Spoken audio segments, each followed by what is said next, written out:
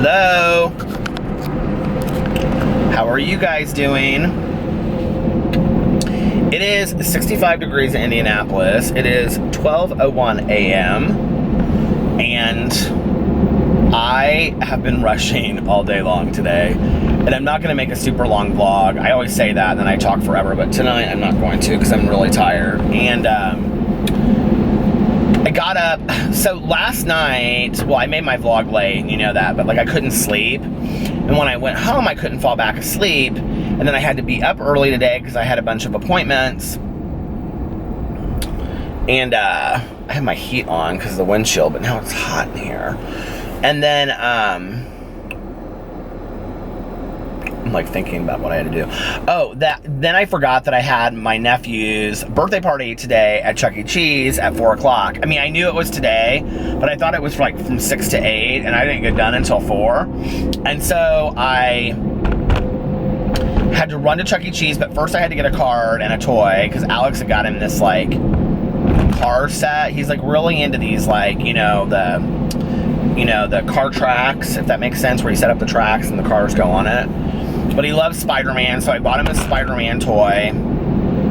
These, like, things for the bathtub that you, like, fill up with water and squirt. I thought he and Sebastian could play with them. And then, went to Chuck E. Cheese, and that was fun. And got to sit around with everybody and say hi. And he was, of course, he had a cape on, and he was, I think they give you a cape or something when you go there. Oh, Chuck E. Cheese. It's a lot of energy in one place.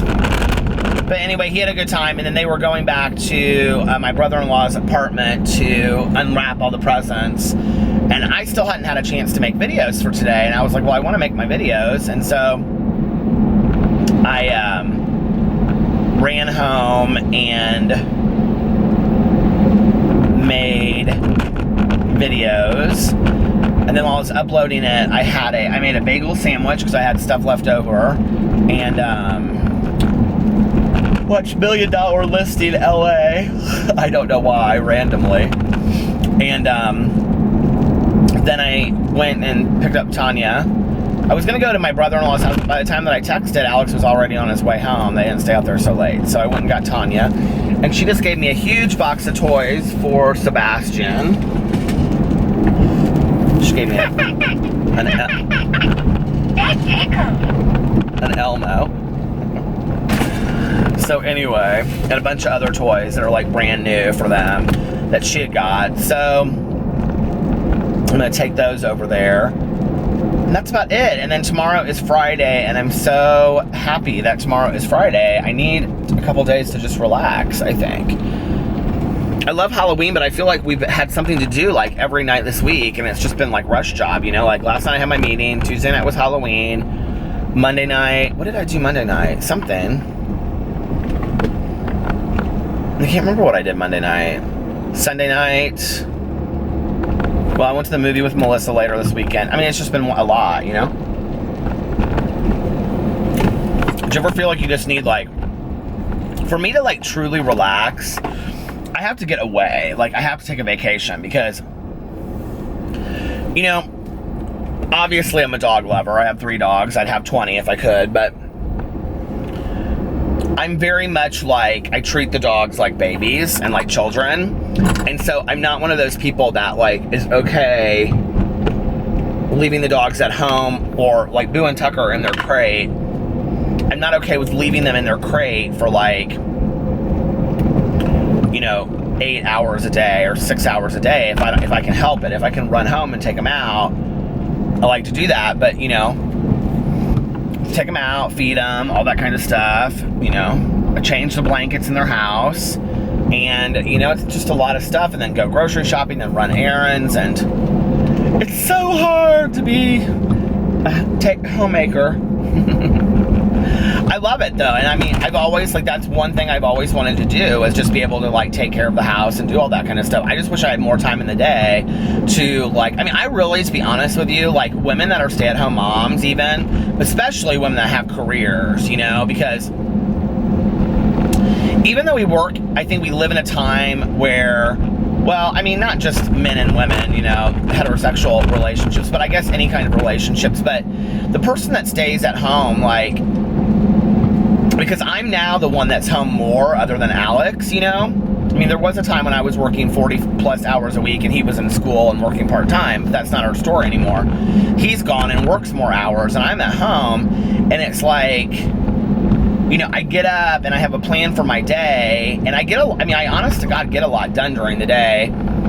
And, but like, you know, before you know it, it's like, okay, you haven't done the laundry and you haven't cleaned out this cabinet that you said you were going to clean out 2 months ago. And, you know, it's like, okay, it's dinner time. Now you got to figure out, are you guys going out to dinner? Are you going to have dinner at home? What are you going to do? This guy is like riding my ass.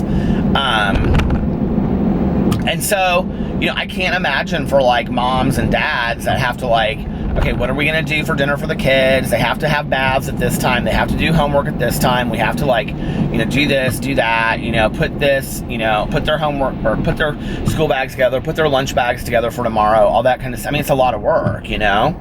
And I would think it would just be like overwhelming on top of like having a job and having work. And so if you're somebody that works a full-time job or brings your work home, I don't know how you do it, you know?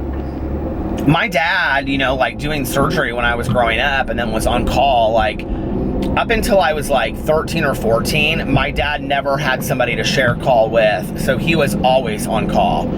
And, you know, when I would be with him for like weeks in the summer, like I would be with him for a week at a time in the summer, you know, like I went with him. Like if it was 10 o'clock at night and he got called in to, you know, do surgery in the emergency room, like I went with him.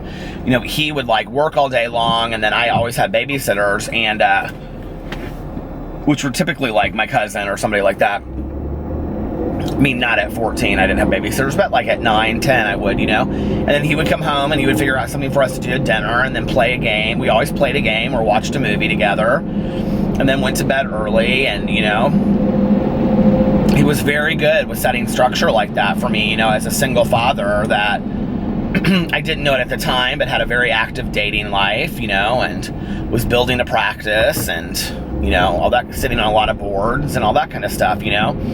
And so, like, I look at that with, I feel like I'm somebody that multitasks like crazy and I get a lot of stuff done, but like, I had no time today to sit down for even a half an hour and write. And this is where I get behind on writing my book. Even if I wanted to, like back in the day when I wrote my book in 3 weeks, like I sat down and like at night I would write from like 10 p.m. to 6 a.m. Like that was when I wrote, and I would go to bed and get like 4 or 5 hours of sleep and then get up and start the whole day all over again. I just don't know how some parents do it. I really don't. Like having kids and families, and especially with the sports now, where kids that go, I mean, like my nephew is in sports, he's in baseball, and when it's baseball season, I mean, he's 5, and like they have games at like 7 o'clock in the morning on the weekends. I don't know how you guys do it. I honest to God don't. I mean, I really do not understand how you do it. And parents that do like traveling teams, not to mention my friends that have kids that are in sports and stuff, it is so expensive. Like when you don't have kids, I think you just kind of take that stuff for granted, that like you just assume that that stuff's like paid for. Like you don't, oh, they're in sports. No, you have to pay to be in the league. You have to pay for the equipment. You have to pay for the travel. I mean, all of that stuff is so expensive, you know? But at the same time, I mean, I was looking at my like, you know, brother and sister-in-law today, and like this party at Chuck E. Cheese, I think they got something like 10 or 15 pizzas. You know, they bought like tokens or whatever, the passes for the kids. I mean, the party probably was a couple $100s. And I'm thinking, you know, and they're not rich people. Like, they just don't have any money. They work very, very hard, you know, and, you know, we try to help them out. And thank God we're all part of a family where we all try to help each other out. But, like, you know, Alex and I are very fortunate compared to the rest of them, you know, and,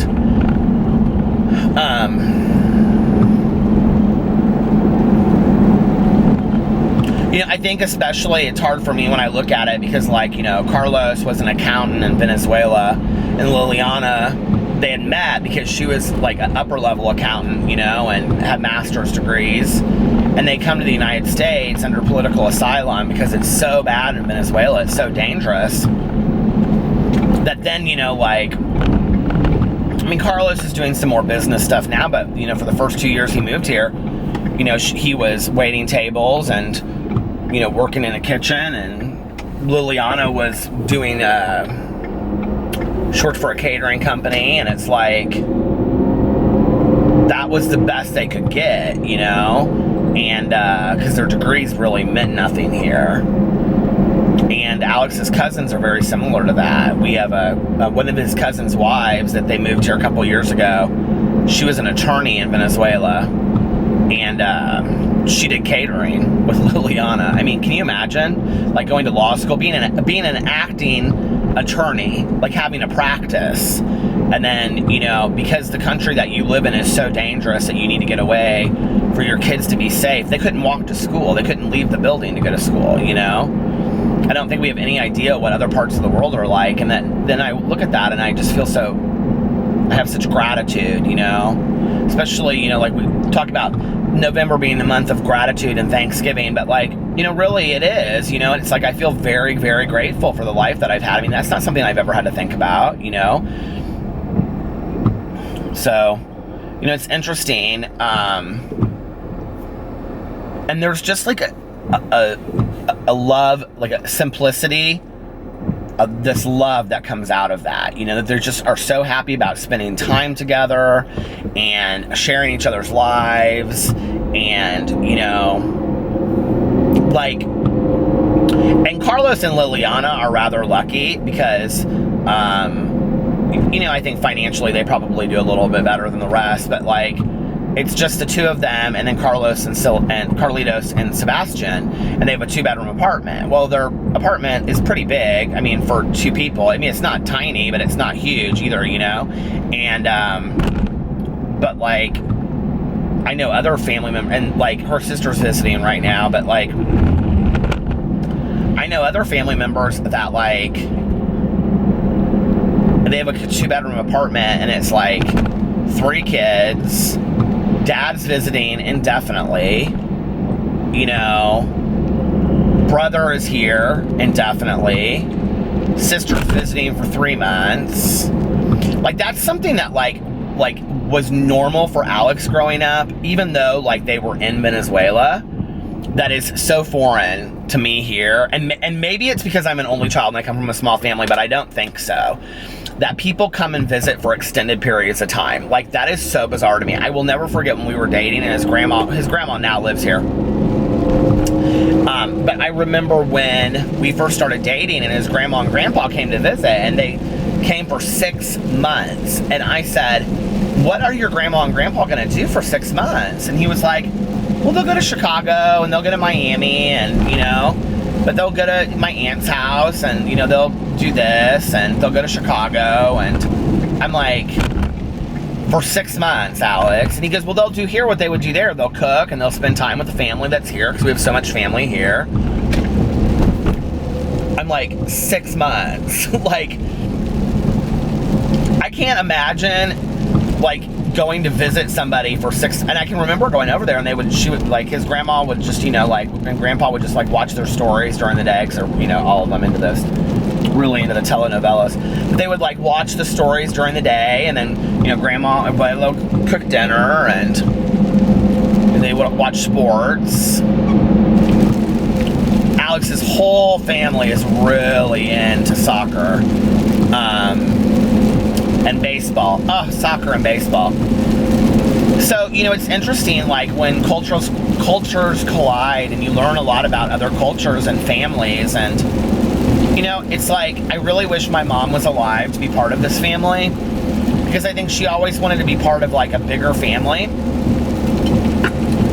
that, like, when we would go over to, like, Christmases at my cousin's house or my aunt's house, I've talked about this on here before, but it would very much be a rush job. Like, we would sit down, just long enough for everybody to have a gin and tonic, and then dinner would be served, and then dinner was over in a half an hour, if even that long, and then let's clear dishes and have dessert so that everybody can go home, And at Alex's house, it's like, they'll say, like, Thanksgiving is at 2, but we'll get there, and dinner won't be till 7, and then dinner will last 2 hours, and then everybody will watch a movie, and it won't be like some brand new movie, okay? It'll be some movie like it's always something like Mamma Mia, like that's been out forever, you know, that they all, I mean, and it's so funny.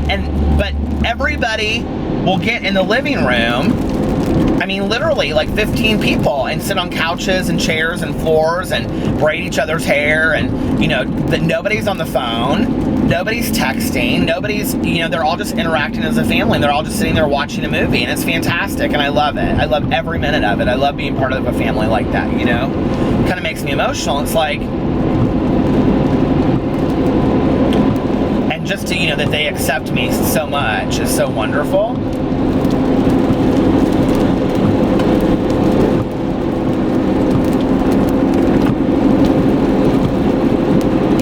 Christmas is crazy. I mean, Christmas is like, so they don't, you eat dinner late, like 9, and then Santa Claus comes at midnight and drops the presents over. So all the kids open their presents, so then the adults open their presents after midnight.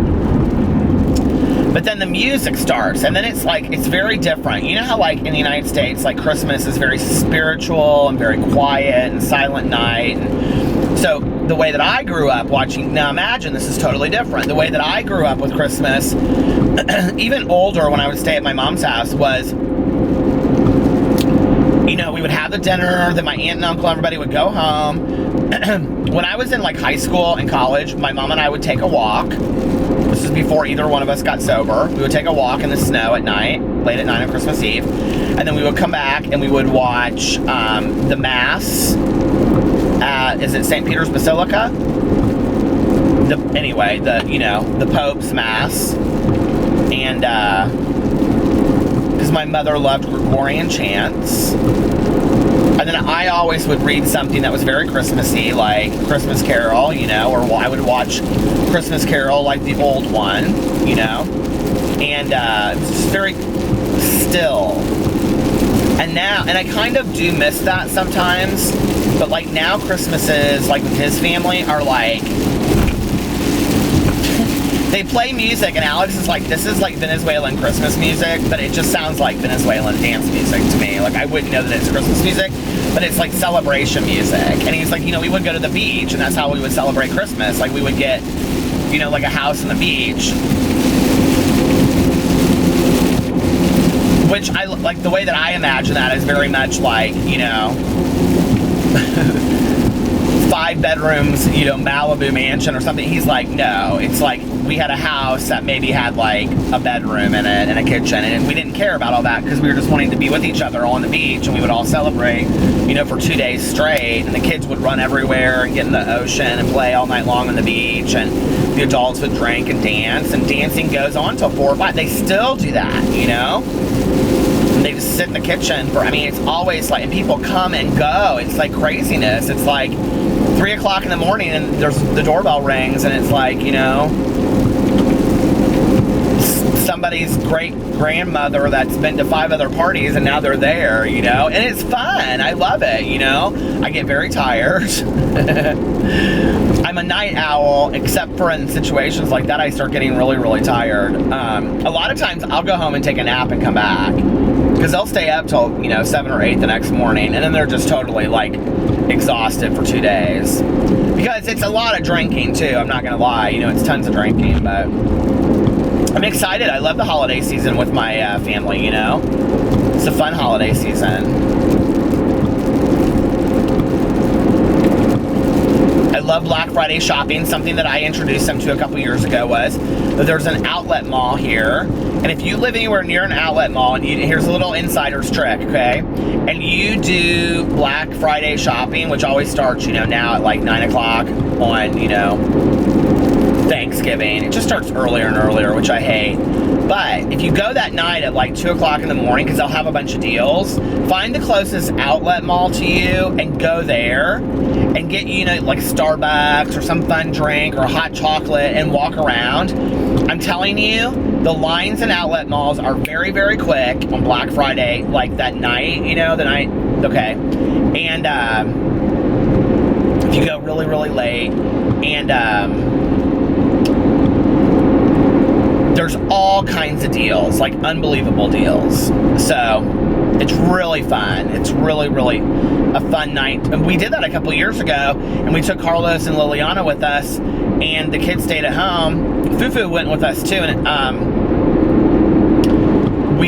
it just was so much fun. I don't know, we walked around every store. We got great deals on stuff. We got all of our Christmas shopping literally done in like 1 hour.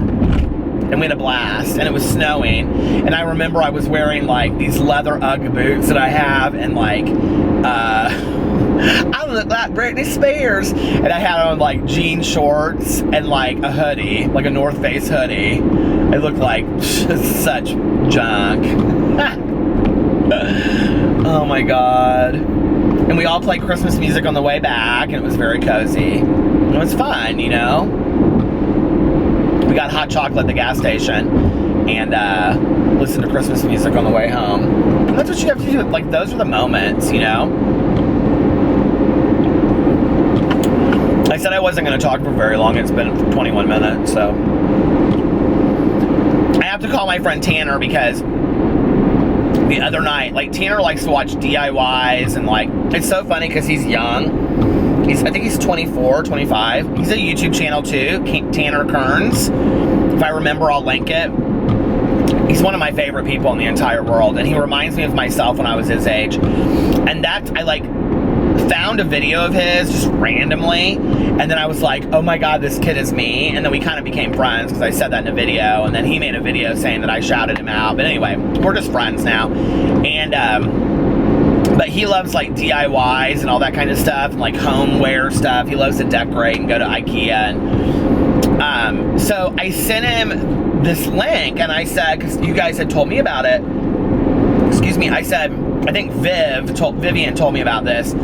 I said, you have to watch this channel. Well, two of them, Brittany and Baby, who I'm obsessed with, and now he's hooked on her.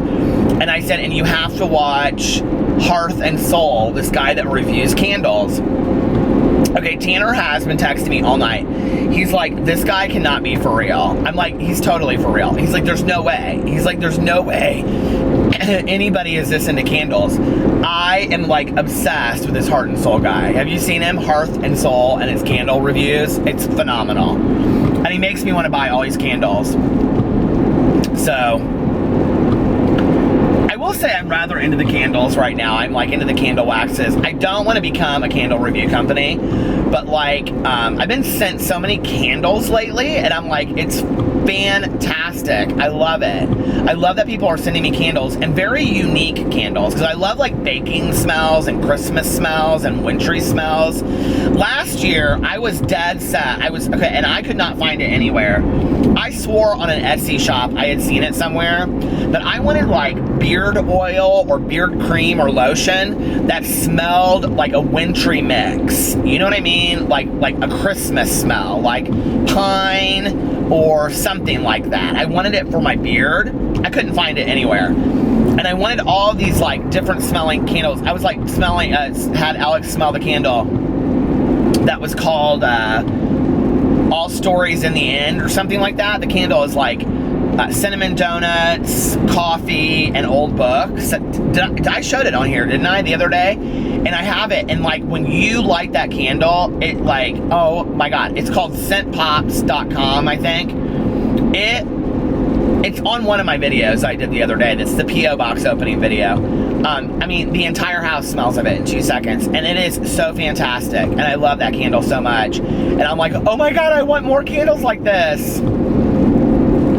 Alex is like, you're obsessed. He was like, you have candle waxes burning in every room in the house. And oh, everybody asked me where I got that like Day of the Dead candle wax melter, which I will tell you was not a great buy. It doesn't put off a lot of scent.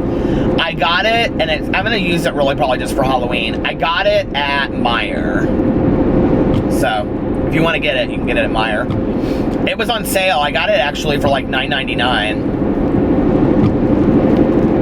And I don't love, you pick up the thing and put it underneath it. It's very weird how it works. So, but anyway, yeah, I'm obsessed with the waxes and all of that. Getting my house cozy for winter and getting ready to nest. Are you guys nesters? Do you like to like nest for winter?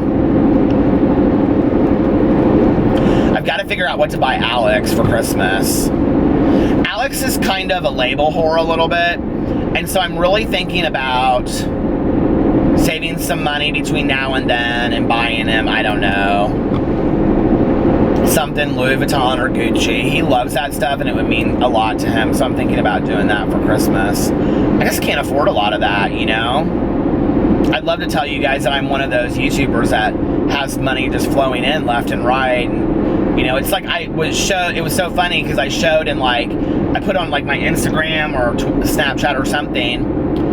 I mean, he and I both like nice things, but we have to save up to have them if we want them. We're not big spenders on things anyway. He is definitely more on clothes. He buys lots of clothes. But we, like I showed that Gucci messenger bag that I really, really wanted that had the name badges on it. And it was so funny because like after I showed that, like it's like the travel messenger bag or something. It has like patches from around the world. It's very cool.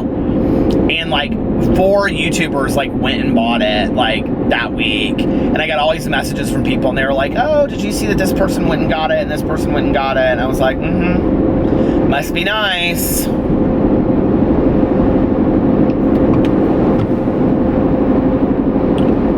But those things don't really matter in the long run, you know?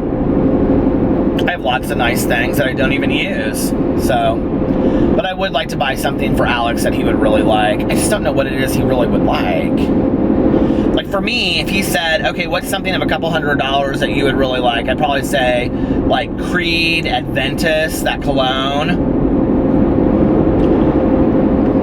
or Bleecker Street by Bond No. 9. I love Bleecker Street by Bond No. 9, but I just have a hard time spending $300 on a bottle of cologne. I really do, you know? Even if I have it, I have a hard time spending that kind of money on it, which, I mean, I don't know.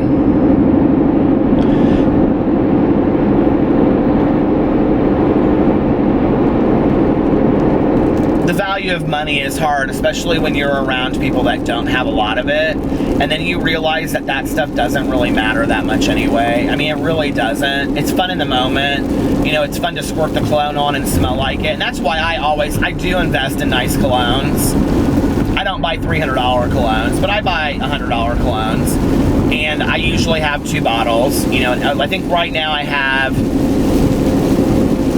a little bit of the Yves Saint Laurent Nuit left, which was not 100, it was like 60. Michael Kors for Men, which was like 60. And then, I think Alex may have bought me that actually.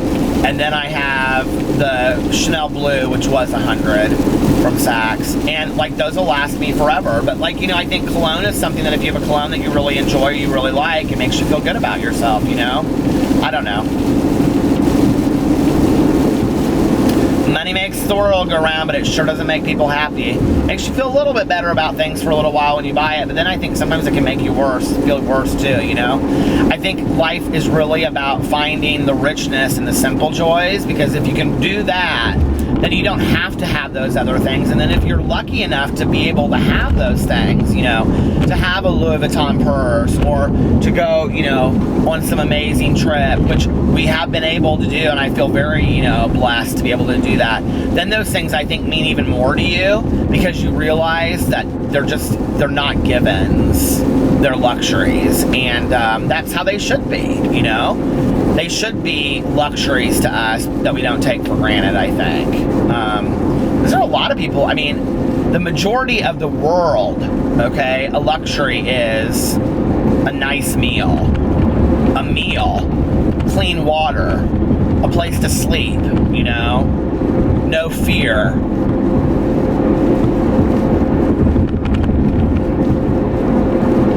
And that's why I just have to remind myself on a daily basis about, you know, things I'm grateful for. And if you're doing my daily, or my Dream Life project on my So-Called Healthy Life channel, we are doing, you know, writing down 10 things we're grateful for every day, and they have to be specific. So, you know, that's one way to get there, is to build a foundation of gratitude by thinking of those things that we're fortunate enough to have, so that, you know, we don't want to lose. Anyway, I'm now at 30 minutes, so I love you guys. I will talk to you tomorrow.